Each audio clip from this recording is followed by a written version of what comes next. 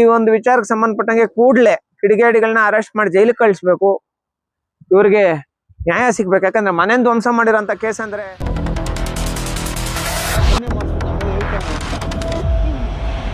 ಅವ್ರನ್ನೇನ arrest ಮಾಡಿ ಜೈಲಿಗೆ ಕಳ್ಸಿಲ್ಲ ಅಂದ್ರೆ, ಈ ಹುಡುಗನಿಗೆ ನ್ಯಾಯ ಸಿಕ್ಕಿಲ್ಲ ಅಂದ್ರೆ ಅದೇನ್ ನಷ್ಟ ಆಗೈತೋ ಆ ನಷ್ಟ ಪರಿಹಾರ ಆಗ್ಬೇಕು. ಇಲ್ಲ ಅಂದ್ರೆ ಒಂದೇ ವಾರದಲ್ಲಿ ನಂಗ್ಲಿ ಪೊಲೀಸ್ ಠಾಣೆ ಮುಂದೆ ಅಂಬೇಡ್ಕರ್ ಸೇವಾ ಸಮಿತಿಯಿಂದ ಬೃಹತ್ ಪ್ರತಿಭಟನೆ ನಡೆಸ್ತೀವಿ ಸರ್. Thank you sir. ನಮಸ್ತೆ.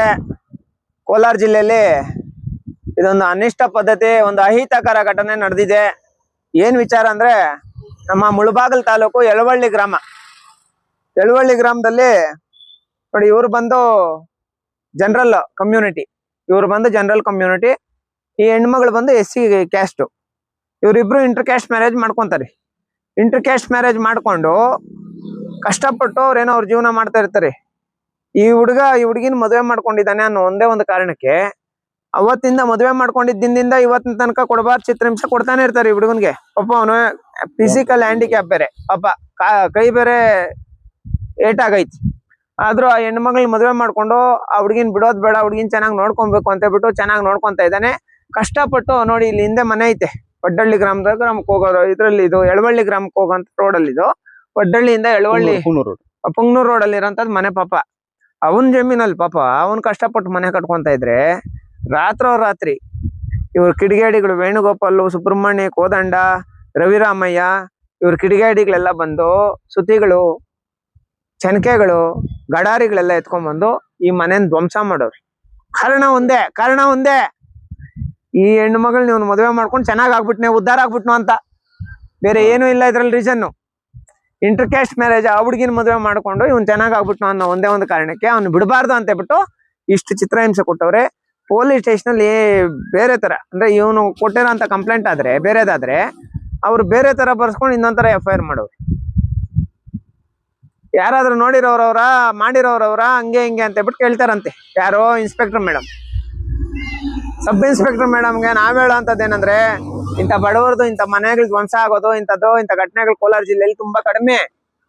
ಇಂಥದ್ದೆಲ್ಲ ನಡೆದಾಗ ದಯವಿಟ್ಟು ಈ ಬಡವರಿಗೆ, ಇಂಥ ಹೆಣ್ಣು ಮಕ್ಕಳಿಗೆ ನೀವು ಅವ್ರ ಪರವಾಗಿ ನಿಂತ್ಕೊಂಡು ನ್ಯಾಯ ಕೊಡಿಸುವಂತ ಕೆಲಸ ಮಾಡಬೇಕು. ಅದನ್ನ ಬಿಟ್ಬಿಟ್ಟು ಎಲ್ಲೋ ಒಂದ್ ಕಡೆ ಅಲ್ಲೇ ಈ ಮನೆನ್ ಧ್ವಂಸ ಮಾಡಿರೋರ್ಗೆ ಫೇವರ್ ಆಗಿ ಇದ್ ಮಾಡೋಂಥ ಕೆಲ್ಸನ ಸಪೋರ್ಟಿವ್ ಆಗಿ ನಿಂತ್ಕೊಂಡು ಕೆಲಸ ಮಾಡೋಂಥದ್ದು ನಮ್ಮ ನಂಗ್ಲಿ ಇನ್ಸ್ಪೆಕ್ಟರ್ ಮಾಡಿರೋಂಥದ್ದು, ಸಬ್ ಇನ್ಸ್ಪೆಕ್ಟರ್ ಮಾಡಿರೋಂಥದ್ದು. ಈ ವಿಚಾರಕ್ಕೆ ಸಂಬಂಧಪಟ್ಟಂಗೆ ಏನು ಈ ಹುಡುಗಗೆ ಸುಮಾರು ಕನಿಷ್ಠ ಪಕ್ಷ ಒಂದು 18 ರಿಂದ 20 ಲಕ್ಷ ರೂಪಾಯಿ ಲಾಸ್ ಆಗೈತಿ. ಆಮೇಲೆ ಇದೊಂದು ದುರ್ಘಟನೆ, ಇಂಥ ಘಟನೆಗಳು ನಡೀಬಾರ್ದು. ಇಂಟರ್ ಕ್ಯಾಸ್ಟ್ ಮ್ಯಾರೇಜ್ ಆಗೈತೆ ಅಂತ ಹೇಳ್ಬಿಟ್ಟು ಪಾಪ ಚೆನ್ನಾಗಿ ನೋಡ್ಕೊಂತ ಇದ್ದಾನೆ. ಜನರಲ್ ಕಮ್ಯುನಿಟಿ ಆದ್ರೂ SC ಕಮ್ಯುನಿಟಿ ಹೆಣ್ಮಗಳನ್ನ ಚೆನ್ನಾಗಿ ನೋಡ್ಕೊಂತ ಇದ್ದಾನೆ. ಅವನ ಮೇಲೆ ಇವನೇನಾದ್ರೂ ಅವತ್ತೇನಾದ್ರೂ ಇಲ್ಲಿ ಇದ್ದಿದ್ರೆ ಇವನ್ ಸಾಯ್ಸಾಕ್ತಾ ಇದ್ರು. ಈ ಒಂದು ವಿಚಾರಕ್ಕೆ ಸಂಬಂಧಪಟ್ಟಂಗೆ ಕೂಡಲೇ ಕಿಡಿಗೇಡಿಗಳನ್ನ ಅರೆಸ್ಟ್ ಮಾಡಿ ಜೈಲಿಗೆ ಕಳಿಸ್ಬೇಕು. ಇವ್ರಿಗೆ ನ್ಯಾಯ ಸಿಗ್ಬೇಕು. ಯಾಕಂದ್ರೆ ಮನೆ ಧ್ವಂಸ ಮಾಡಿರೋಂಥ ಕೇಸ್ ಅಂದ್ರೆ ಸಣ್ಣ ಪುಟ್ಟ ಕೇಸ್ ಅಲ್ಲ. ಈ ಕೂಡಲೇ ಅಂತ ಕಿಡಿಗೇಡಿಗಳನ್ನ ಅರೆಸ್ಟ್ ಮಾಡಿ ಜೈಲಿಗೆ ಕಳಿಸ್ಬೇಕು ಅಂತ ಹೇಳ್ಬಿಟ್ಟು ಈ ಮುಖಾಂತರ ಮನವಿ ಮಾಡ್ತಾ ಇದ್ದೀನಿ ಸರ್. Thank you.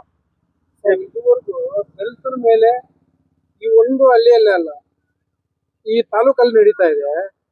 ಯಾವುದೇ ಅಧಿಕಾರಿಗಳು, ಸಂಬಂಧಪಟ್ಟ ಅಧಿಕಾರಿಗಳು ಇದ್ರ ಬಗ್ಗೆ ಆಕ್ಷನ್ ತಗೊಳ್ತಾ ಇದೆ. ಈಗ ಇವ್ರು ಕೊಟ್ಟಿರೋ ಕಂಪ್ಲೇಂಟ್ ನೋಡಿ, ಈ ವಿಚಾರನೇ ತಗೊಳ್ಳಿ. ಇವ್ರು ಕೊಟ್ಟಿರೋ ಕಂಪ್ಲೇಂಟ್ ಬೇರೆ, ಈ ತರ ಇದು ಕಂಪ್ಲೇಂಟ್ ಬರಲ್ಲ, ಇದು ಕೇಸಿಗೆ ಬರಲ್ಲ, ಈ ಕಂಪ್ಲೇಂಟ್ ನಾನು ಮಾಡಕ್ ಆಗಲ್ಲ ಅಂತಾರೆ. ಯಾರು ಇವ್ರು ಏನ್ ಬರ್ಕೊಡ್ತಾರೋ ಅದು ಕಂಪ್ಲೇಂಟ್ ಮಾಡ್ಬೇಕಲ್ಲ. ಇದಕ್ಕಿಂತ ಮೊದಲೇ ಅವ್ರು SC ST ಸೆಲ್ ಕೂಡ ಕೊಟ್ಟಿದ್ರಣ್ಣ, ಮಾರ್ಚ್ ಅಲ್ಲಿ ಕೊಟ್ಟಿದ್ರು. ಇವ್ರ ಮೇಲೆ ಅವರು ಏನೋ ಆಕ್ಷನ್ ತಗೊಂಡಿಲ್ಲ. ಹಂಗಾಗಿ ದಯವಿಟ್ಟು ಸಬ್ ಇನ್ಸ್ಪೆಕ್ಟರ್ ಮೇಲೆ ಕಠಿಣ ಕ್ರಮ ತಗೊಳ್ಬೇಕು. ಈ ಮನೆ ಯಾರು ಧ್ವಂಸ ಮಾಡಿದಾರೋ ಅವ್ರನ್ನ ಅರೆಸ್ಟ್ ಮಾಡಿ ಜೈಲಿಗೆ ಕಳಿಸ್ಬೇಕು.